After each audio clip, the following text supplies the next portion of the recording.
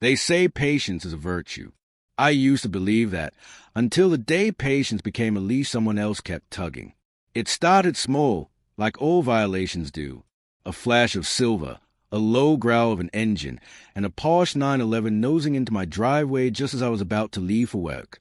It gleamed under the morning sun, arrogant and polished, like a mirror held up to mock my modest Toyota. The driver door opened, and out stepped Roman Hayes, the 20-something son of Karen Hayes, my nightmare of a neighbor. You know the type. The suburban royalty who believes sidewalks are their runways and rules are gentle suggestions meant for other people. Roman was her crown prince. He had that glossy, well-fed look, perfect hair, designer hoodie, sunglasses even when it was cloudy. He parked like he owned gravity itself. Without so much as a glance at me, he tossed his keys in one hand, slid his phone in the other, and strutted off down the street to the gym.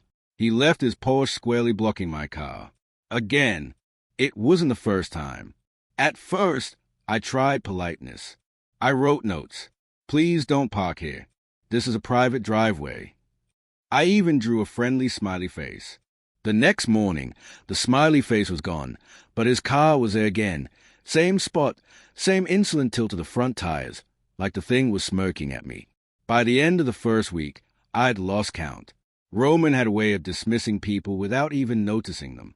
I knocked on Karen's door once, trying to keep my voice even. Mrs. Hayes, I said, your son keeps parking in my driveway. I can't get my car out in the mornings.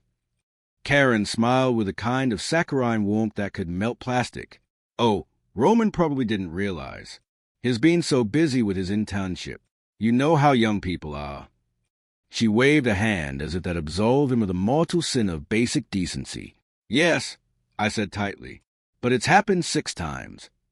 Oh, sweetie, he'll remember eventually. Eventually, that word rattled around in my head like a coin in an empty can. Over the next month, it became a ritual. Roman would pull in between 6:50 and 7 a.m., headphones on, music thudding so loud it rattled my windows. He'd leave the car there until nearly noon. I'd be trapped at home, staring at that shiny obstruction like it was a monument to my own powerlessness. I called parking enforcement. They came once, shrugged, and told me it was a civil matter. Apparently, they couldn't tow unless it was on public property. I printed new signs. Private driveway. Do not park. Violators will be towed. Roman ignored them. I tried catching him in person once, stepping outside just as he turned the ignition off. Roman, I said, smiling with all the restraint I could muster, you're blocking me in again. He pulled out one AirPod, squinted like I was interrupting something important. I'll be back soon, he said dismissively. Soon was 5 hours later. Something inside me started to twist. Every morning, I'd peek through my blinds and feel that same rush of irritation bloom into something darker. The entitlement of it, the arrogance, the ease with which he disregarded me, it was starting to fester. Then came the morning that broke me. I was already late for a meeting, juggling my laptop, a cup of coffee, and a to-go breakfast when I opened the garage door to find, of course, his Porsche gleaming in my driveway again. The sight made my pulse spike. I dropped my coffee. That was it. Something clicked. The patience snapped clean in two. I spent that day thinking, not yelling, not calling police, but thinking.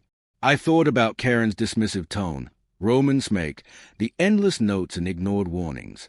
I thought about every time I'd been polite, patient, understanding, and how it had gotten me absolutely nowhere. And then I started to plan. You see, revenge doesn't come in a single flash of anger. True revenge is slow-brewed, methodical, deliberate, surgical. First, I did my research. I learned about his car, a 2019 Porsche 911 Carrera S, roughly $110,000 worth of entitled metal.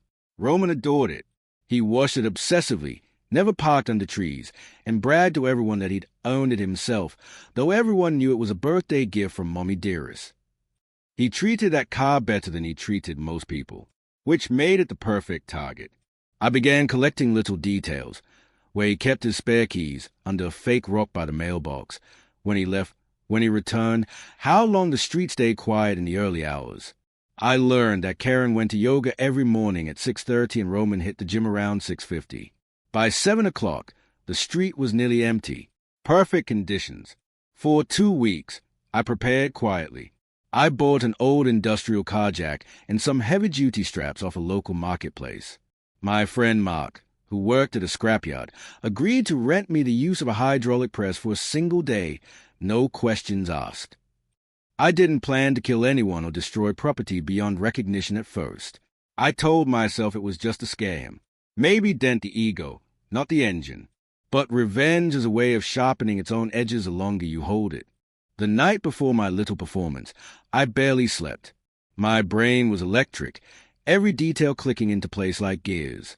At 6:15 a.m., I stepped outside, gloves on, hoodie up. The neighborhood was still half asleep, sprinklers hissing, birds chattering. Karen's SUV was gone. At 6:52, right on schedule, I heard the low purr of that Porsche creeping down the street. Roman didn't even glance my way as he rolled into my driveway, sunlight catching the chrome. He cut the engine, stepped out, locked the doors with a lazy beep, and walked off, tapping at his phone. I watched him go, counting each step until he disappeared around the corner. Then I got to work. The fake rock key holder was right where I knew it would be. I slid the key into the ignition, started the car, and slowly backed it out into the street. My hands trembled, but not from fear, from satisfaction. The rest went smoother than I could have dreamed. The scrapyard was just 5 blocks away, early enough that no one noticed a familiar silver Porsche being towed on a flatbed I'd arranged days earlier. By 8 a.m., that car sat under the massive steel arms of a crusher. Its smooth, arrogant curves gleamed under the industrial lights. I gave the foreman a nod. The hydraulic press descended. The Porsche let out a groan, a long, metallic shriek, and then folded inward, its perfect lines warping, glass shattering like brittle pride. When the machine lifted again, what had once been Roman's obsession was now a compacted cube of metal, no larger than a washing machine. I stood there, gloves still on, as the steam curled up from the crushed heap. There was no guilt, only relief. I left a single note taped to the cube before leaving. Driveways are for the people who live there. When I returned home an hour later, I made myself coffee and waited. I didn't have to wait long. At 11:30, I heard Roman's voice outside, that same arrogant pitch, now cracking under disbelief. "Where's my car?" "Mom, it was right here."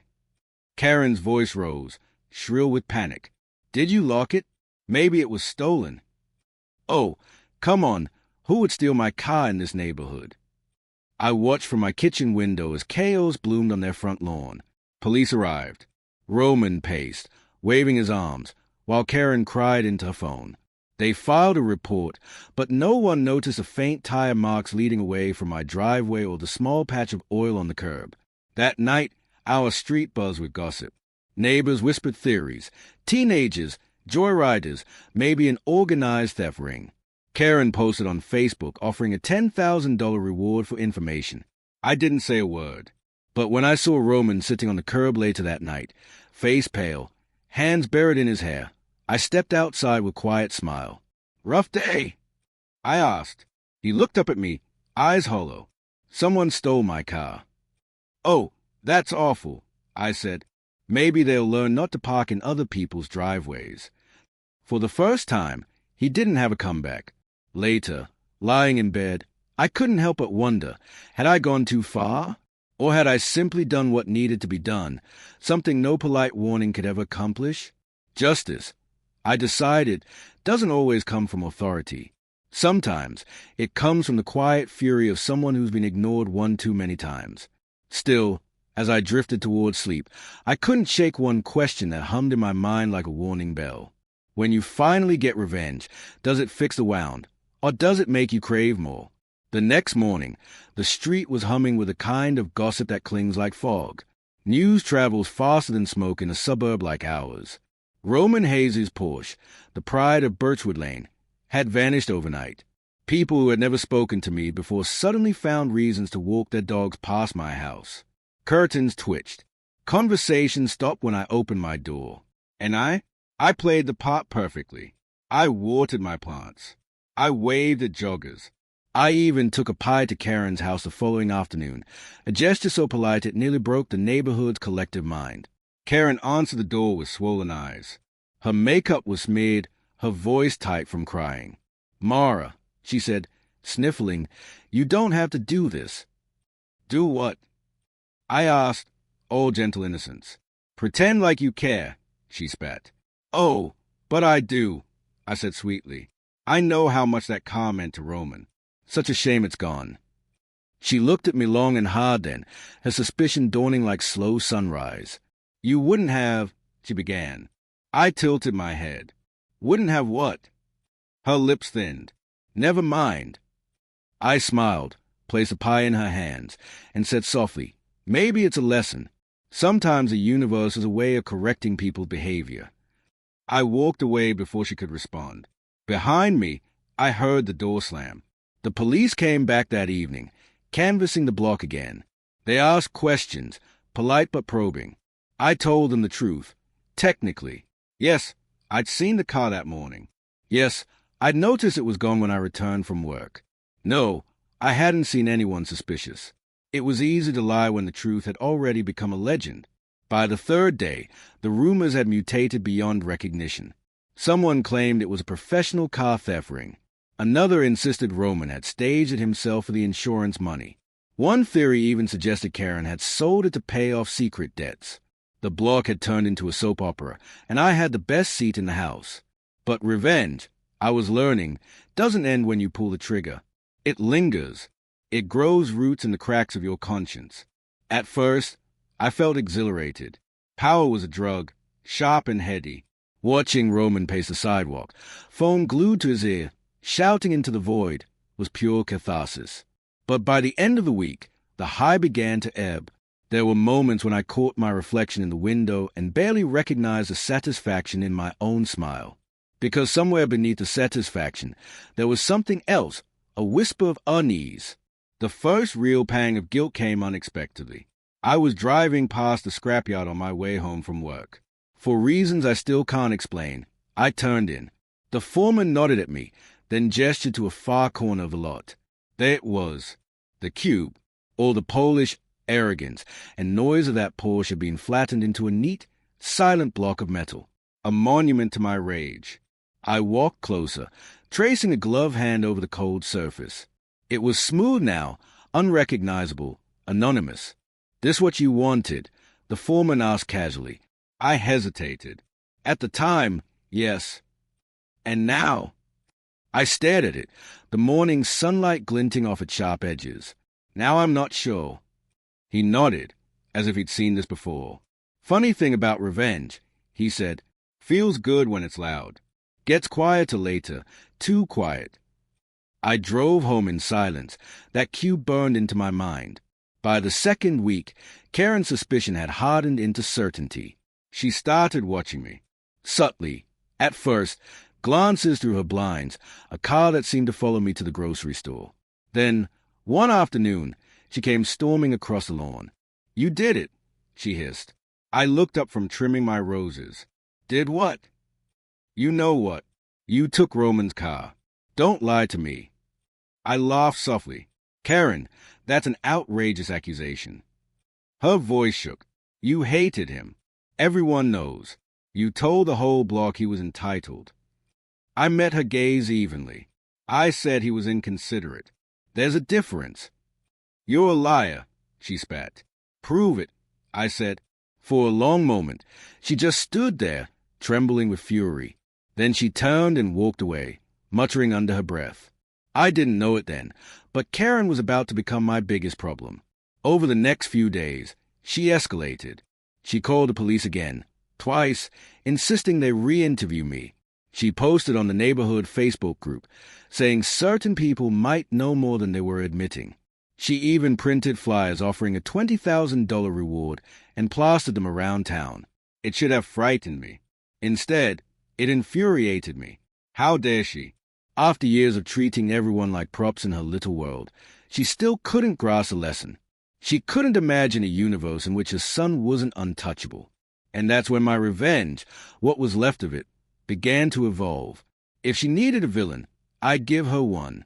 I started small. I'd move her trash bins back onto the street after collection day, knowing she'd get a fine. I left a handful of birdseed on her porch, which attracted a noisy flock of pigeons. I even accidentally had a delivery of cheap garden gnomes shipped to her house under her name. Each act was petty, but together they started to unravel her. One night, I saw her sitting in her car, engine off, just staring at my house.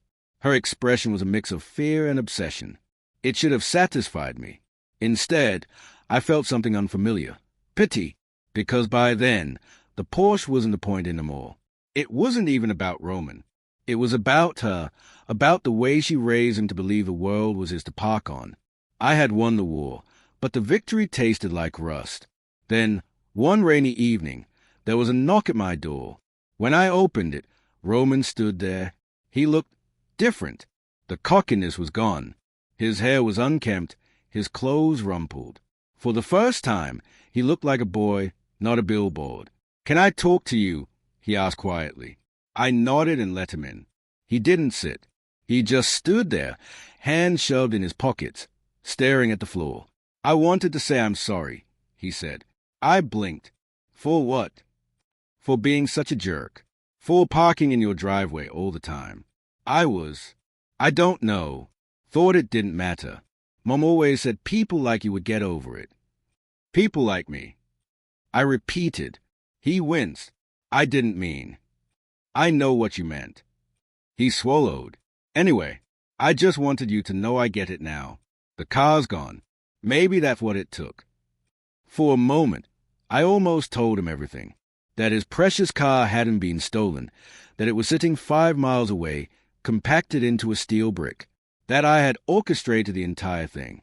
But then I saw his face, not angry, not arrogant, just tired. A kid learning humility the hard way. And I realized that confession wasn't redemption. It was just another form of cruelty. So I said, "I appreciate the apology, Roman. Maybe next time, think twice before assuming the world is your driveway." He nodded, eyes wet. "Yeah, I will." He left quietly. I closed the door behind him and leaned against it, heart pounding. For the first time in weeks, I felt lighter. The neighborhood eventually moved on. New gossip replaced the old. Someone down the street had an affair. A house fire 2 blocks away took the spotlight. Life, relentless as ever, kept marching forward. Karen stopped speaking to me. I didn't mind. The distance was peaceful. Roman moved out a few months later. Rumor had it to take a job in another city. I never saw him again. Every now and then, though, I drive past the scrapyard. The cube still sits there, rust creeping around the edges, a quiet secret between me and the past. Sometimes, I wonder what I'd do if the truth ever came out. Would I feel shame? Relief? Pride? Maybe all 3. Revenge, I've learned, doesn't erase the insult. It just rewrites it. It gives you control back, but it also leaves a mark, a stain that doesn't wash out with time. When I see someone blocking a driveway now, I don't see a car. I see a choice. The choice to respect someone else's space, or to treat it like background noise. And I can't help thinking, in some twisted way, that Roman learned that lesson too. Maybe he's more careful now. Maybe somewhere in another city, when he parks, he checks twice to make sure it isn't someone else's spot. Maybe that's enough, because revenge isn't always about destruction. Sometimes it's about transformation, even if it comes wrapped in steel and guilt. On quiet nights, when the air hums and the streetlights glow on the asphalt, I stand on my porch and look at my empty driveway, open, unblocked, mine. It's peaceful, the kind of peace that costs something. And though I'll never admit it to anyone, not even to myself in full words, I still hear the faint echo of that Porsche's engine sometimes, a ghostly puff fading into the past. Then I smile, because some lessons, no matter how harshly delivered, stay learned forever.